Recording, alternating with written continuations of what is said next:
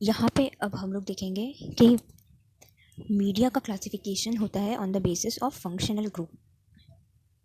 तो functional group के basis में मीडिया जो डिवाइड होता है वो enriched media, differential media, transport media, selective media, enrichment and indicator media, इस 6 टाइप का, और इससे भी थोड़ा ज़्यादा भी होता है, पर बेसिकली ये 6 टाइप का मीडिया होता है which are based on their functional group. तो इन सबको इन डिटेल हम लोग पढ़ेंगे। अभी जस्ट रेफरेंस ले लेते हैं। Enriched media, what is it? This is for fastidious microorganism which includes blood, serum, egg to basal media like। तो fastidious microorganism ऐसा microorganism होता है जो ग्रो हो पाएगा उसी वक्त जब उसे स्पेसिफिक अमाउंट ऑफ या फिर स्पेसिफिक टाइप ऑफ न्यूट्रिएंट्स मिलेगा, आर्टिफिशियली या नेचुरली, किसी भी तरीके से। जब उसका जो भी मात्रा होता है एक न्यूट्रिएंट का, उस अमाउंट का जब उसको मिले तभी वो ग्रो कर पाएगा। नाउ इट इंक्लूड्स ब्लड में हो सकता है, सेरम में हो सकता है, एग। ब्लड अगार में स्ट्रेप्टोकोकस जैसा माइक्रो ऑर्गेनिज्म ग्रो कर पाएगा। ये ऐसा है क्योंकि ब्लड अगार में स्ट्रेप्टोकोकस माइक्रो ऑर्गेनिजम्स को जो जो न्यूट्रिएंट्स जितने अमाउंट में चाहिए वो सब प्रेजेंट होता है, तभी वो ग्रो कर पाता है। This is why it is called fastidious micro organism. Coming to the next, जैसे चॉकलेट अगार, इसमें ग्रो कर पाएगा नेसीरिया जैसा माइक्रो ऑर्गेनिज्म। अब देखते हैं ये 2 अगार होता क्या है। Now chocolate agar is the non selective enriched growth medium which is used for fastidious bacteria जैसे नाइजीरिया मेनिनजिटिडिस। जैसे हम लोग ऊपर देखें, चॉकलेट अगार ऐसा नॉन सेलेक्टिव मतलब ये डिफ्रेंशिएट नहीं करता है। ऐसा समझ सकते हैं ये जात पात धर्म में कोई डिफ्रेंशिएट नहीं करता है। ये हर माइक्रो ऑर्गेनिज्म को इक्वल अपॉर्चुनिटी देता है टू ग्रो।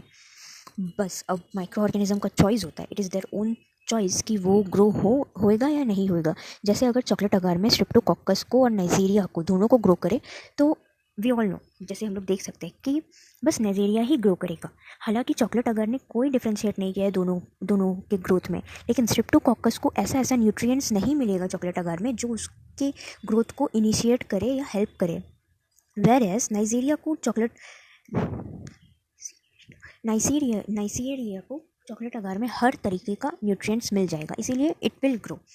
जैसे फॉर ग्रोइंग फैस्टिडियस माइक्रो ऑर्गेनिज्म, ये एक वर्ड को दिमाग में रखना है। अब आता है ब्लड अगार। ब्लड अगार क्या होता है? Contain mammalian blood usually of sheep, horse and at a concentration of 5 to 10%। इसमें मैमल्स का ही ब्लड प्रेजेंट होता है ये ब्लड अगार में। जैसे शीप या हॉर्स का 5 to 10% होता है इस मीडियम में। तो इस मीडियम में, इस अगार में स्ट्रेप्टोकोकस को अगर रखेंगे ग्रोथ के लिए तो वो ग्रो करेगा, क्योंकि उसको हर तरीके का न्यूट्रिएंट्स उससे मिल जाएगा। दिखता कैसे? Chocolate agar looks like this. पूरा चॉकलेट होता है एक प्लेट में, पेट्री प्लेट में। अगर तुम लोग चॉकलेट अगार का ब्रॉथ बना के अगर डालोगे तो वो पूरा ऐसे चॉकलेट टाइप का ही दिखेगा, और ब्लड अगार पूरा रेड कलर का ही दिखता है। अब आता है enrichment media. Enriched media is different which does not differentiate between any micro organism in their growth. लेकिन enrichment media, this is the media nutrients are adjusted in such a way that it inhibits the growth of unwanted bacteria but permit the required bacteria to grow. It is a liquid media. Enrichment media क्या होता है? ये एक ऐसा media होता है जो unwanted, जो बैक्टीरिया को वो नहीं चाहता कि वो ग्रो हो, वो उसको अलाउ ही नहीं करता है ग्रोथ में।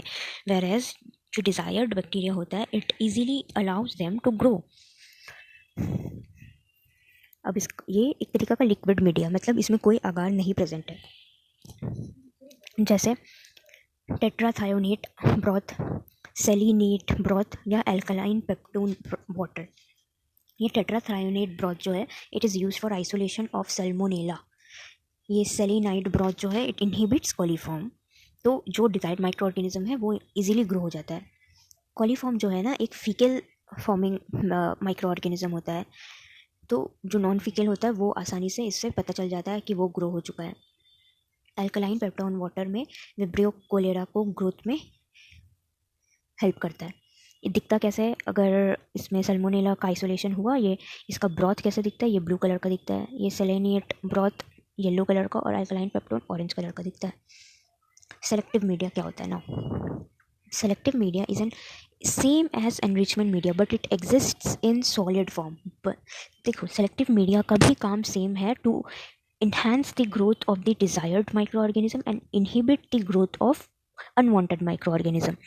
ये भी वही काम करता है, बस the difference lies between them कि वो ऊपर वाला जो enrichment media था वो लिक्विड होता है और सेलेक्टिव मीडिया में अगार होता है, इसीलिए it solidifies. In this media, nutrients are adjusted in such a way that to inhibit the growth of unwanted bacteria to form the colonies. Here, physical condition include such as temperature, pH, gaseous requirement adjusted and made selective for the growth of specific microorganisms. अब इसका example कैसा होगा, McKeon की media, इसका और भी example है, हम लोग नेक्स्ट वीडियो में देखेंगे इसके सारे एग्जाम्पल्स. अब आते हैं डिफरेंशियल मीडिया में.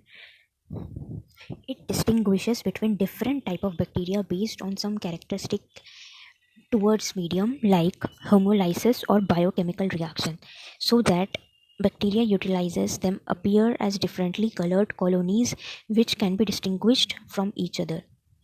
So let's see differential media क्या होता है. It actually distinguishes between different types of bacteria.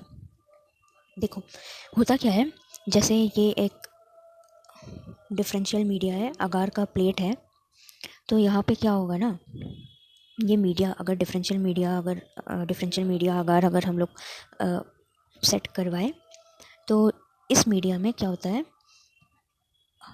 Her bacteria, सारे बैक्टीरिया को वो इनिशिएट करने का सारा तरीका का न्यूट्रिएंट्स प्रोवाइड करेगा, लेकिन हर बैक्टीरिया जो ग्रो करेगा, हर तरीके का बैक्टीरिया वो अलग अलग फॉर्म में, जैसे अगर फॉर एग्जांपल ई कोलाई अगर ग्रो करा तो फिर वो ग्रीन शीन कलर का, मेटालिक ग्रीन शीन कलर का ग्रो करेगा.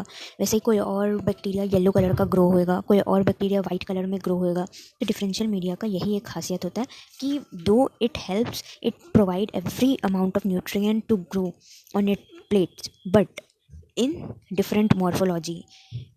All those bacteria which grow in this media are different in their color, morphology, in everything.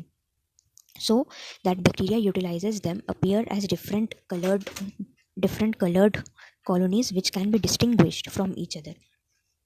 Clear? Example क्या हो जाएगा, मैककॉन की मीडिया हो जाएगा. It is designed to grow gram negative bacteria and differentiate the lactose fermentation. Gram negative bacteria को differentiate कर पाता है differentiate them for lactose fermentation.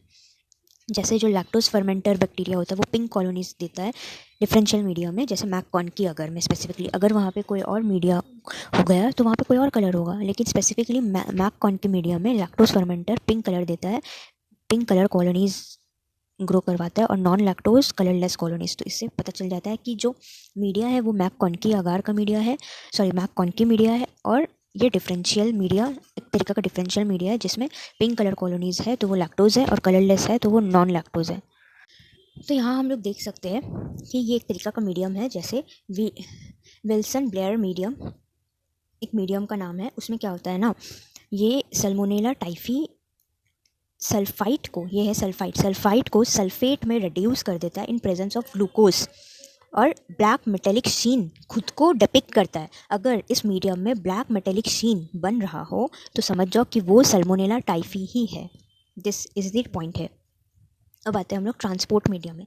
Media derived specifically for transport of delicate micro organism.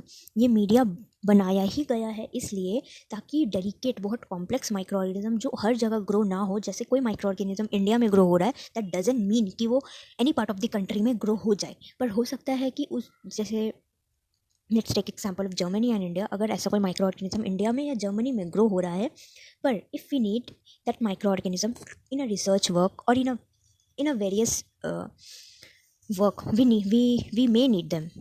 तो अब हमारा ऐसा environment नहीं है, ऐसा temperature नहीं है, ऐसा pH हम लोग maintain नहीं कर पा रहे कि वो माइक्रो ऑर्गेनिज्म आर्टिफिशियली भी maintain नहीं कर पा रहे कि हम लोग वो माइक्रो ऑर्गेनिज्म को ग्रो करवा सके. So what can we do here, हम लोग उस टाइप का माइक्रो ऑर्गेनिज्म को, जैसे जर्मनी में अगर वो माइक्रो ऑर्गेनिज्म ग्रो हो रहा है तो हम लोग उसको इम्पोर्ट करेंगे. तो उस माइक्रो ऑर्गेनिज्म को जिसमें इम्पोर्ट करेंगे उसे कहते हैं transport media. For example, Neisseria gonorrhea.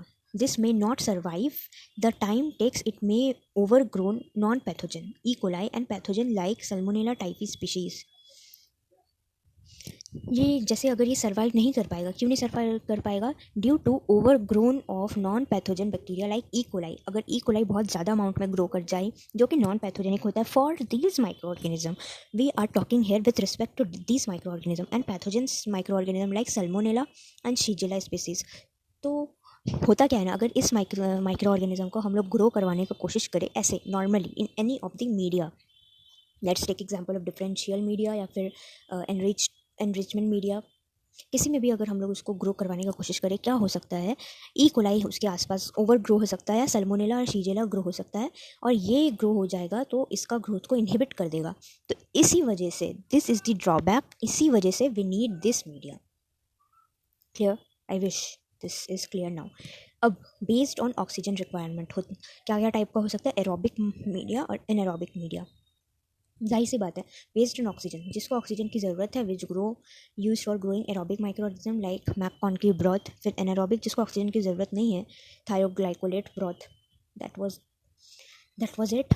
अब हर सारे के सारे जितने भी है मीडिया, उसको इन डिटेल उसका टाइप्स कितने क्या क्या टाइप्स होता है, टाइप्स ही एग्जैक्टली इंपॉर्टेंट है, उसको हम लोग नेक्स्ट वीडियो में कवर करने की कोशिश करेंगे।